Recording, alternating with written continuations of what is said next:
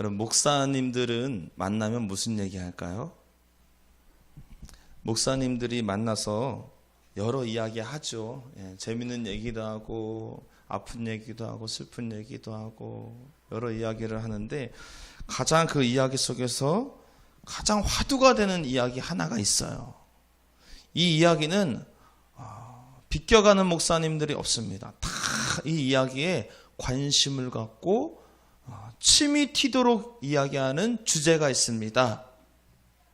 그 주제가 뭔가 하냐면, 이제 목사의 삶을 여러분들 이제 듣는 거예요. 이게 뭐냐면 바로 성도들의 변화예요.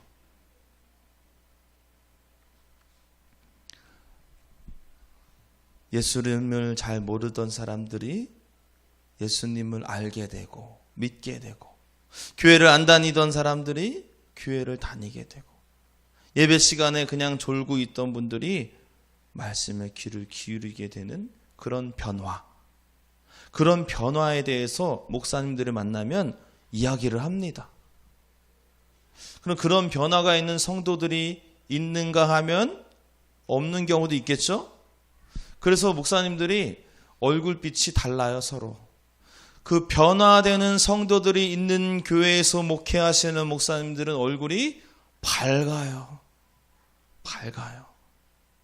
야, 아무개가 교회 오랫동안 다녔는데도 불구하고 믿음이 자라지 않았는데 어느 날 바뀌었더라. 이 얘기를 하는 목사님의 얼굴들은 밝습니다. 그런데 교회가 아무리 커도 변화되는 성도 하나 없는 교회 목사님들은 얼굴이 그늘이져 있어요. 심지어 여러분 심각하게 들어보세요. 그런 성도의 변화된 모습을 못 보시는 목사님들은 목회에 회의감까지 듭니다. 이거 해서 뭐하나 이런 마음까지 들고 그런 이야기를 하세요. 그럼 여기 앞에 있는 그 김영광 목사는 어떤 쪽에 속할까요? 자기를 잘 봐. 자기를 잘 보고, 우리 목사님은 나 때문에 행복하시겠다 이야기하시는 분들이 있는가 하면은, 아이고 주여, 왜 그렇게 목사님 얼굴이 그늘졌는지 내가 나를 잘 아니 알겠다. 여러분, 단편적으로 그게 목사의 기쁨만일까요? 아니지요. 제가 이 얘기를 좀 조심스러워 이야기하는 게, 왜냐하면 목사도 성도, 하나님 앞에서 성도잖아요. 근데 제가 이 얘기를 하면 여러분들에게 좀 변화되라고 좀 강요하는 것 같이 들릴까봐 좀 조심스럽지만, 목사님들끼리는 솔직한 이야기를 나눌 때 그런 얘기를 해요. 예수님께서도 우리의 변화된 삶을 보시면서 기뻐하실 것 같다. 전 이런 확신이 듭니다.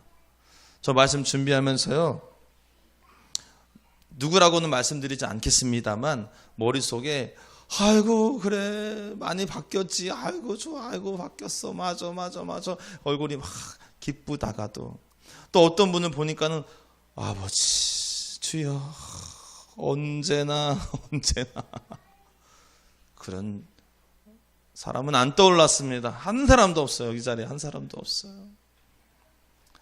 여러분, 예수 믿는 신앙생활 하면서 변화된다는 것, 이건 너무나 축복입니다. 그 누구보다도 예수님을 기쁘시게 만드는 것이 바로 이 모습이에요. 우리 따라해 볼까요? 변화된 성도가 되기 원합니다. 시작. 세상의 가치관으로 살다가 성경적 가치관으로 살려고 변화되는 것, 이거 누가 가장 기뻐하신다? 예수님이 기뻐하신다. 목사도 기쁜데 예수님이 더 기뻐하신다. 여러분, 변화된 성도의 삶이 되시기를 축복합니다. 교회 띄엄띄엄 오다가 갑자기 이제 매주 와. 이것도 변화예요. 매일 지각하다가 이제는 지각 안 해. 이것도 변화예요. 찬송 하나 안 부르는 삶을 살다가 이제는 찬송 부르게 됐네. 이것도 변화예요. 여러분, 그런 작은 것 하나 변화가 있어야지 된다. 있기를 바랍니다. 할렐루야. 할렐루야. 그럼 여러분 지금 궁금하시죠? 나도 변화되고 싶다. 어떻게 하면 변화될 수 있을까? 궁금하시죠? 네, 궁금한 눈빛으로 좀 저를 쳐다봐 주세요. 제가 오늘 알려드릴 거예요. 요거 아시면 여러분 우리도 변화될 수 있습니다. 두 가지를 말씀드릴 겁니다. 첫 번째는 따라하시면 감사하겠습니다. 결단 시작. 나의 결단이 필요해요. 결단. 믿음의 결단, 믿음의 선택, 요거 필요합니다. 그런데 미리 말씀드릴게요. 높아심에. 미리 말씀드리면은 이 결단은 우리의 믿음의 변화와 성장에 필요는 합니다. 그런데 절대적이진 않다. 절대적이진 않다. 이 결단보다 더 강력하게 우리의 신앙, 우리의 믿음을 변화시키는 원동력이 분명히 있어요. 그거는 두 번째 말씀드릴 거예요. 이 첫 번째 결단, 필요합니다만 절대적이지 않는다. 어쨌든 보통은 이 변화의 시작은 이 결단에서부터 시작이 되는 것 같더라고요. 그래서 결단이 필요하다 말씀드립니다. 오늘 여러분들 이 주일날 교회 오셨잖아요. 이 오시는 이것도 결단이 필요했습니다. 결단하셔서 오셨잖아요. 할렐루야. 결단해서 오셨죠? 네, 여기 앉아 계신 분들 서울에서 오셨어. 결단하시고 오셨어. 친구 쫓아온 것도 결단해서 온 거예요. 지난주에 왔는데 목사가 다음 주에는 삼겹살 파티하니까는 꼭 오시라고 해가지고 결단해서 오신 거야. 이 주일날 처음으로 11시에 왔어. 이것도 결단이요. 우리 성도님들 왔어. 오셨어. 이것도 결단해서 오신 거잖아요. 저기 고개 숙이고 있는 청소년들도 어쨌든 결단해서 여기 왔단 말이에요. 왔단 말이에요. 이게 다 결단이에요. 나의 결단. 크거나 작거나 나의 결단에서 우리는 변화가 시작된다. 여러분 예수님 믿겠다고 선택해서 교회 다니기 시작하는 것도 결단입니다. 죄를 내가 끊어보겠다고 결단하는 것, 그것도 결단이에요. 그렇게 죄를 끊는 순간 변화가 시작되는 거잖아요. 아, 내가 중독이 너무 중독된 게 많아. 게임 중독이야, 술 중독이야, 담배 중독이야, 뭔 중독이야, 뭔 중독이 너무 많아. 죄에 중독된 게 많아. 내가 한번 끊어보겠다라고 결단하면은 삶이 변화되잖아요. 물론 작심삼일이 많지만 어쨌든 그 결단으로 인하여서 변화가 시작된다. 그래서 결단이 필요하긴 합니다. 실은 오늘 본문의 주인공 베드로도 오늘 본문 말고 전에 마태복음 4장 전에 처음 예수님 만날 때도 베드로가 결단을 해요. 마태복음 4장 19절 20절에 예수님이 베드로에게 얘기합니다. 나를 따라와라. 나를 따라오너라. 내가 너를 사람 낚는 어부가 되게 하리라. 라고 부르시자 베드로가 그 즉시 결단합니다. 배를 버립니다. 배를 버리는 결단. 그물을 버리는 결단. 평생 직업이 어부였던 베드로가 자기 배와 그물을 버림으로써 어떻게 변화됩니까? 예수를 따르는 제자의 삶으로 변화되잖아요. 어쨌든 그 결단으로 3년 반 동안 실제로 예수님과 동고동락하면서 제자의 삶을 훈련받는 인생으로 바뀐 겁니다. 인생이 완전히 바뀌었잖아요. 물고기 잡는 어부에서 예수 따라가는 제자로 바뀌었다. 확실히 바뀌었다. 그 결단에서부터 시작됐다. 여러분, 때로는 우리에게 이런 믿음의 결단이 필요합니다. 끊을 거 확실히 끊고 붙잡을 거 확실히 붙잡는 결단. 여러분, 그 결단을 오늘 이 시간부터 하시기를 축복합니다. 우리 옆에 있는 분들에게 우리 축복하면서 얘기합시다. 눈을 조금 힘있게 부릅뜨시고, 알잖아요. 옆에 있는 사람 뭐 결단 못하는 거 알잖아요. 부릅뜨시고 축복하세요. 우리 같이 결단하자. 시작. 때리지는 마. 또 그렇다고 남편 이제 좀 결단 좀 해. 때리지는 마. 큰 죄 진 것 같잖아. 그런데 오늘 이야기하려고 하는 핵심이 이 결단만은 아니라는 거 제가 서두에 말씀드렸어요. 이 결단도 필요하지만 이 결단보다도 더 강력한 변화를 주는 원동력이 있다. 우리 따라하시면 감사하겠습니다. 예수님의 사랑. 시작. 맞아요. 예수님의 사랑만큼 우리를 정말 변화되게 하는 것, 그 힘 없는 것 같아요. 여러분 연애 해보셨죠? 해봤다고 해주세요. 예, 연애 해보셨잖아요. 연애할 때 사랑하게 되면 사람이 변합니다.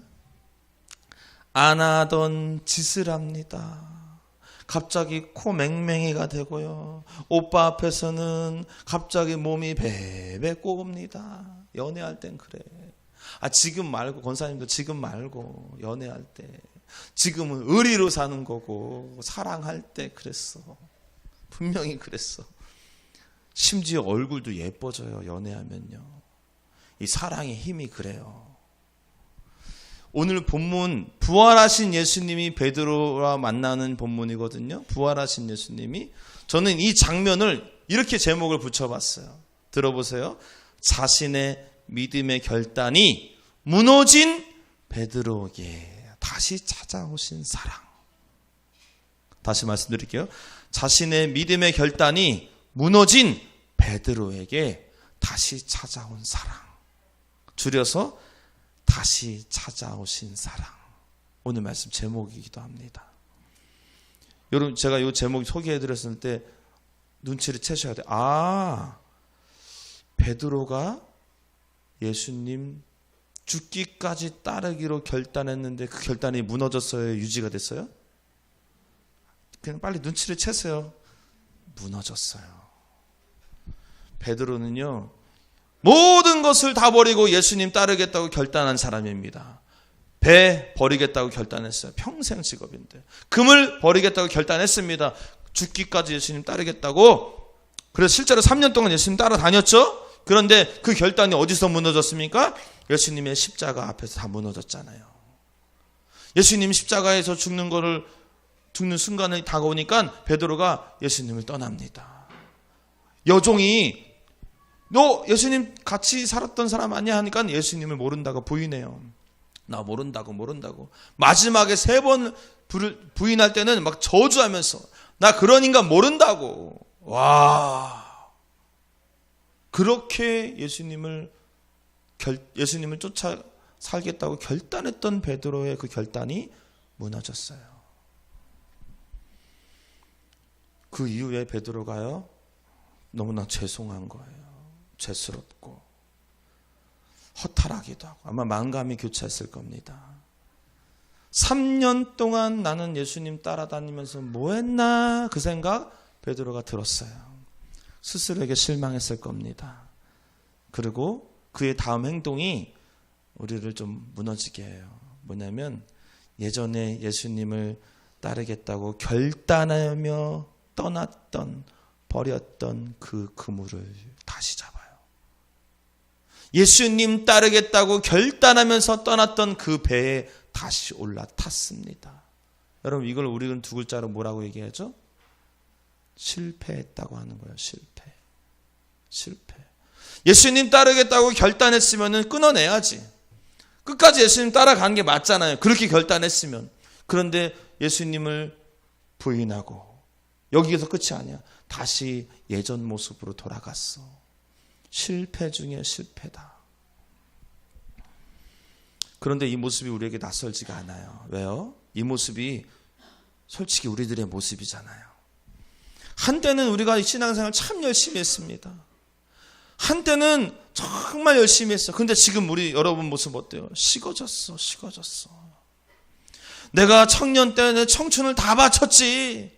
내가 교회 가서 열심히 봉사하고 헌신했지. 근데 지금은 그냥 교회만 왔다 갔다 하는 무늬만 크리스천 됐어.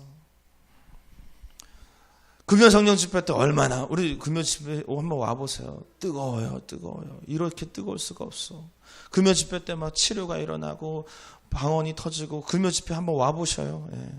한정매 성도님 와보셔요. 남편 손 붙잡고. 예. 그때요 얼마나 결단을 하셔요, 여러분. 하나님, 저 이제는 그 죄 짓지 않겠습니다 하고 결단하면서 그냥 기도했어요. 그런데 그 다음날 다시 그 죄죠. 다시. 그럼 무너지잖아요. 나는 왜 그럴까 도대체. 이 실패의 과정이 반복되면요, 내 스스로 자존감도 떨어지고요, 영적 자존감이 떨어지고 내 스스로 기도해서 뭐하나, 기도하기도 싫어집니다. 여기서 우리는 빨리 깨달아야 돼요. 뭘 깨달아야 되냐면, 인간의 결단은, 나의 결단은 완벽하지 않구나, 완전하지 않구나. 결단이 필요하긴 합니다만 그 결단을 가지고서는 완벽하게 변화의 삶을 살 수 있는 건 아니라는 것 지금 말씀드리려고 하는 겁니다. 그런데 나의 결단보다 더 크게 우리를 변화시키는 원동력이 있으니 그게 뭐다? 예수님의 사랑이다. 부활하신 예수님께서 베드로에게 오늘 찾아오셨어요. 오늘 본문이 바로 그 본문입니다. 불과 3일 전에 예수님 십자가에 죽으실 때 완벽하게 예수님을 배신한 베드로에게 예수님이 먼저 찾아오셨다. 이게 중요합니다. 베드로가 먼저 찾아간 게 아니에요. 예수님이 먼저 찾아오셨다는 겁니다. 이것이 실은 복음이고 이것이 예수님의 사랑의 시작이에요. 그리고 베드로에게 말씀하시죠. 뭐라고 말씀하십니까? 여러분 같으면 어떤 얘기 하겠어요? 내 친구가 3일 전에 나 배반을 갔어. 근데 만났어. 뭐라고 얘기할 거예요? 너 어떻게 나한테 그럴 수 있어? 너 그 결단 거짓말이었어? 3년 동안 내가 너한테 해준 게 뭔데? 어떻게 나한테 그럴 수 있어?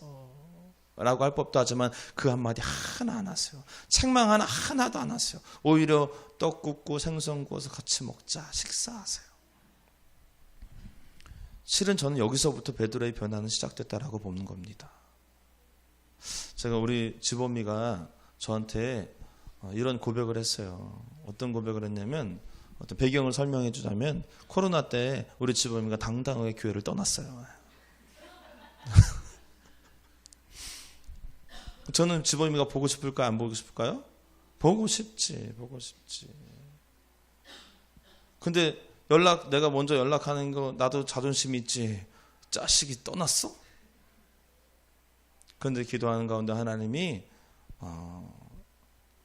찾아가라는 마음을 주셨어요. 그래서 어떻게 찾아갈까? 연락하면은 연락 안 받을 텐데, 안 받는 그 심리 아시죠? 목사님 연락하면 일단 기본적으로 연락 안 받으시잖아요, 여러분, 그죠? 아유, 진짜. 그래서 근데 지혜를 주셨어요. 그때가 어린이날이었어요. 어린이날. 그때 우리 집어미는 어린이가 아니었단 말이죠. 그런데 어린이날에 어린이 과봉을 더 만들었어요. 그리고 집 앞까지 찾아갔어요. 그리고 연락했어요. 어린이날 다음 세대에 장학금을 준단다? 꿈이 있는 장학금. 그때예요. 그래서 너 꿈만 얘기하면 5만 원 준다? 그 문자를 보냈어. 보지. 내려오지. 근데 그 5만 원이 목적이 아니에요. 과봉 주면서 아무 말도 안 했어요, 제가. 너 어떻게 초등학교 4학년 때부터 지금까지 내가 너를 아끼고 사랑해주고 네가 먹은 햄버거 값만으로도 얼만데 이런 얘기 안 했어요. 안 했어. 지금 하는 거야, 일부러. 그저 그냥 얘기했어. 교회 와라. 교회 다시 와. 그 얘기만 했어요. 근데 그때 온 거예요. 그래서 왔어. 그런데 이제 지금 몇 년 전이에요. 한 5년 지났잖아요. 이제 얘기하더라고요. 뭐라고 얘기냐면, 목사님, 그때 목사님이 저 안 찾아왔으면 저 지금까지 교회 안 다녔습니다. 왜 그럴까요? 예수님을 믿지 않는 것보다도 우리 사람 심리가 그랬잖아요. 떠났다가 돌아오는 게 쉽지 않잖아요. 근데 제가 먼저 찾아갔잖아요. 그러니까는 지범의 마음도 못 이기는 척 이렇게 오게 된 거 아닐까? 근데 저 오늘 말씀 보면서 베드로의 심정이 바로 이 심정 아니었을까 싶더라고요. 마음에 죄스러워서 선뜻 예수님께 찾아가지 못했었는데 예수님이 먼저 날 찾아오시다니 얼마나 감사했을까? 얼마나 마음이 한결 가벼워졌을까? 이게 예수님 사랑이고 그 사랑 경험하면 변화되는 겁니다. 지범이 와가지고 윤호도 오게 됐고 서경이도 왔잖아요. 서경이 지범이가 오면이 지범이 지분이 큽니다. 한정면 성도님도 지범이 큰 거예요. 이렇게 엮여가지고 강신은 성도님도 이렇게 지범이 큰 거예요. 아이고 좀 알고 오셔야 돼. 알고 오셔야 돼. 그러나 그치 보면은 내가 찾아갔다. 여러분, 예수님께서 베드로에게 뭐라고 말씀하십니까? 네가 나를 사랑하느냐 질문하시잖아요. 이 해석 막 원어도 보고 막 엄청 해석 많아요. 근데 오늘 저는 이런 말씀 드리고 싶어요. 예수님이 부활한 예수님이 3일 만에 나 배신한 베드로 딱 보고 밥 주밀다가 처음 말을 꺼낸 게 네가 나를 사랑하느냐 이 질문이거든요. 저는 이 질문이 어떻게 다가오냐면은 예전에는 테스트로 여겨졌어. 테스트. 너 사랑하는지 안 사랑하는지 대답해봐. 그 대답 듣고 내가 나도 이제부터 너 사랑할지 안 할지 결정해볼게. 너 그때 나 부인했었지. 그 진심이야? 너 지금 나 사랑해? 뭐 이런 테스트로 제가 많이 읽었던 것 같아요. 테스트하는. 사랑한다 그러면은 오케이 가자. 아니라 그러면은 역시 뭐 이런 테스트로 들렸어요. 그런데 말씀을 가만히 보니까 그 테스트 아니더라고요. 제가 잘못 알았어요. 그 테스트 아니었어요. 이 질문에 내포되어 있는 전제 질문이 메시지가 뭐냐면 전제된 메시지가 뭐냐면 나는 너를 여전히 사랑하는데 너는 나를 사랑하니? 이 질문인 거예요. 사랑 하나도 안 한 사람한테 오빠 나 사랑해? 이런 질문 합니까? 안 하잖아요. 오빠 나 사랑해? 라는 질문의 전제는 뭐예요? 나는 오빠를 사랑하는데 나는 오빠가 나를 사랑하는지 그게 좀 궁금해. 이 질문이잖아요. 엄한 오빠한테 가가지고 나 사랑하냐는 질문 안 하잖아요. 예수님이 베드로에게 이 질문하는 거 네가 나를 사랑하느냐 3번 질문하시거든요. 이 말은 나는 너 사랑해. 나는 그래도 널 사랑해. 네가 나를 배반했어도 나는 너를 사랑해라는 3번의 사랑 고백인 줄 믿습니다. 베드로는 3번 질문을 받았지만 저는 그렇게 생각 안 해요. 3번의 사랑 고백을 받았다. 여러분 이 사랑 앞에서 변화 안 될 사람이 어딨어. 내가 3년 전에는 예수님을 따르기로 배버리고 금을 버렸지만 이제는 그 예수님 사랑 때문에 죽기까지 주님을 따르겠습니다. 실제로 그 이후에 베드로는 복음 전하다가 순교합니다.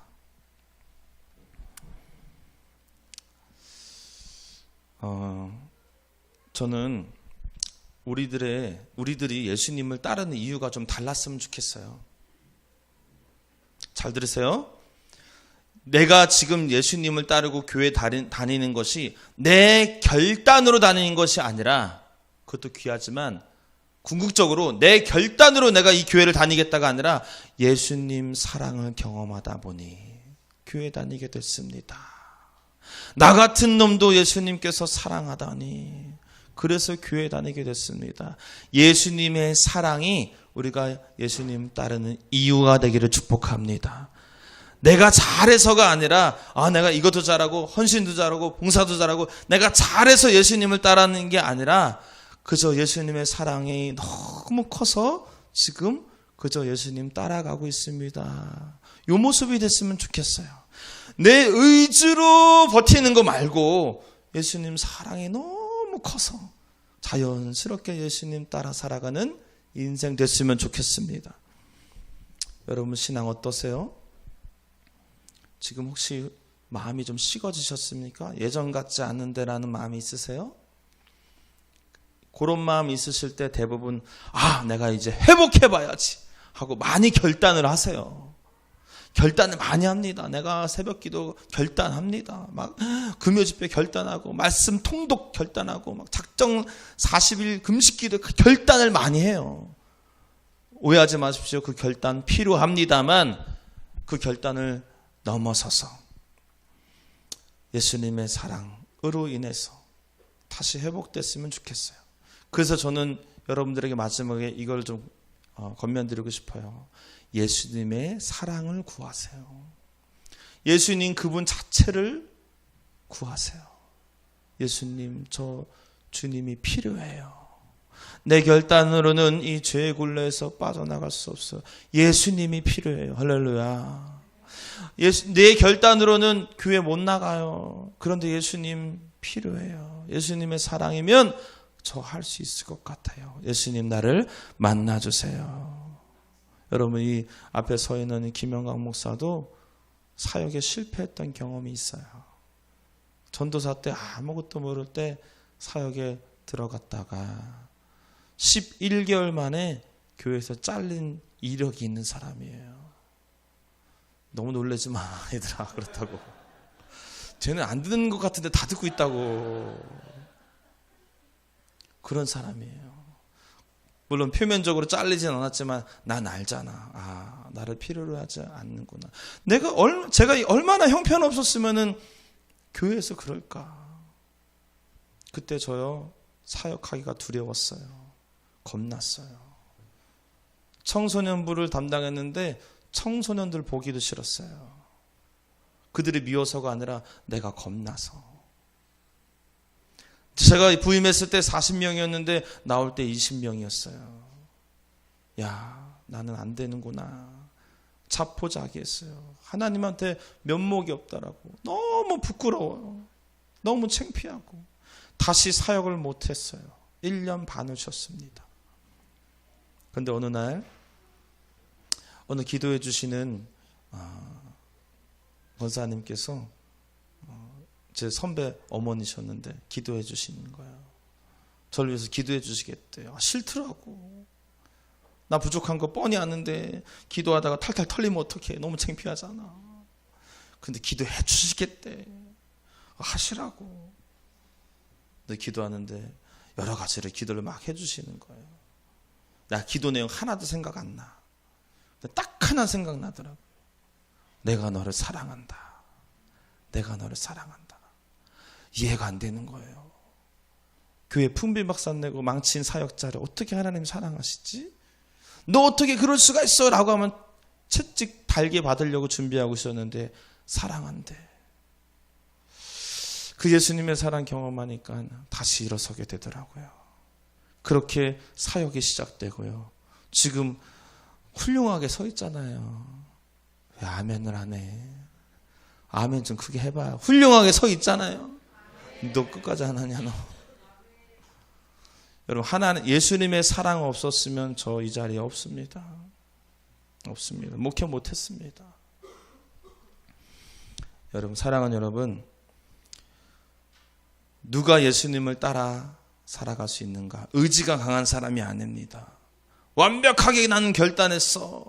의지가 강한 사람이 아니에요. 주님을 끝까지 따라갈 수 있는 사람은 예수님의 사랑을 경험한 사람입니다. 바라기는 오늘 이 자리가 예수님의 사랑을 다시 경험하는 시간 되기를 축복합니다. 예수님을 구하십시오. 오늘 제가 여러분들하고 찬양하고 싶은 곡이 있습니다. 목마른 사슴 시냇물을 찾아. 사슴은 목이 마르면 죽는데요. 그래서 사슴은 물을 찾아서 헤맬 때 생명을 걸고 찾는데요. 그 물 죽이지 않으면 죽게 되거든. 우리가 예수님을 찾는 것, 목마른 사슴의 시냇물 찾듯이 간절하게 찾기를 원합니다. 제가 오늘 여러분들에게 뭐 결단하라라고 말씀 안 드릴 거예요. 그저 예수님을 구하세요. 저도 예수님 만나고 싶어요. 다시 예수님의 사랑을 경험하고 싶어요. 제게 찾아와 주세요. 할렐루야.